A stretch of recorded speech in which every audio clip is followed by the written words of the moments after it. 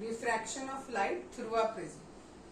अभी तक हमने जो पढ़ा था इससे पहले वाले चैप्टर में, उसमें हमने पढ़ा था कि हमारे पास एक ही ग्लास स्लैब है और इस ग्लास स्लैब से रिफ्लेक्शन हो रहा था।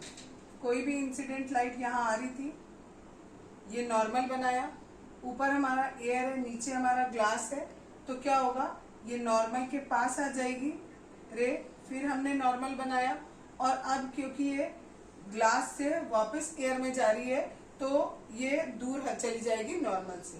और हमने ये देखा था कि ये वाली लाइन और ये वाली लाइन, ये वाली इंसिडेंट थी, ये आपकी बाहर रिफ्लेक्टेड रे थी, निकलने वाली इमर्जेंट रे। इन दोनों, ये दोनों की दोनों रेज पैरेलल आती हैं, इनके बीच में लेटरल डिस्प्लेसमेंट होता है। सिमिलरली अब हमें यही चीज पढ़नी है, किसमें, प्रिज्म में पढ़नी है। ठीक है, पहली बात प्रिज्म होता क्या है।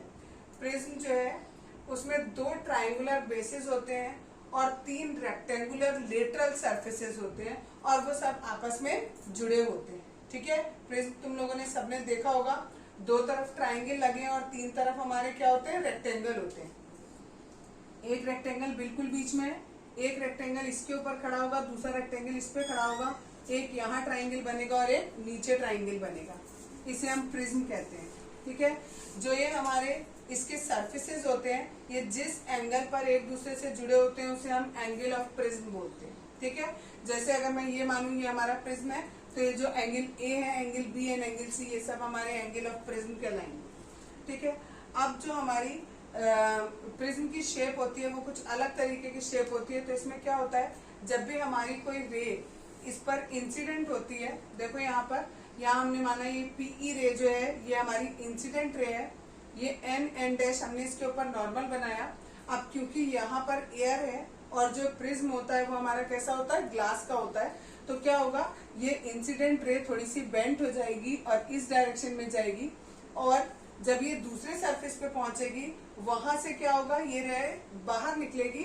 ये जो बीच वाली रे होती है इसको हम रिफ्रैक्टेड रे बोलते हैं, जबकि ये जो बाहर निकल रही है फाइनली उसको हम इमर्जेंट रे बोलते हैं। ठीक है, ये वाला जो एंगल होगा दैट इज इंसिडेंट एंगल, ये वाला जो एंगल होगा that is angle of emergence, angle of emergence बोलेंगे इसको। ठीक है, और this one is angle of refraction हो जाएगा।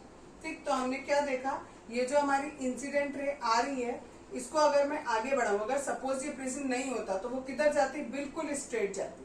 ठीक, लेकिन क्योंकि ये प्रिज्म था तो ये लाइट जो है वो बेंड हो गई और बेंड होकर यहाँ इमर्जेंट रे इस फॉर्म में निकली। इस इमर्जेंट रे को पीछे करेंगे और इस इंसिडेंट रे को आगे बढ़ाएंगे। जहां ये दोनों मिलते हैं उस बीच में जो एंगल बनता है उसे एंगल ऑफ डेविएशन कहा जाता है। जैसे हमने इसमें पढ़ा था, ग्लास स्लैब में पढ़ा था कि ये इंसिडेंट रे सीधी जानी थी लेकिन गई किधर, इधर, तो इसको हमने लेटरल डिस्प्लेसमेंट बोला। यहाँ पर लेटरल नहीं हो रहा है डिस्प्लेसमेंट, एंगल में डिस्प्लेसमेंट हो रहा है, इसलिए उसे हम एंगल ऑफ डेविएशन कहते हैं।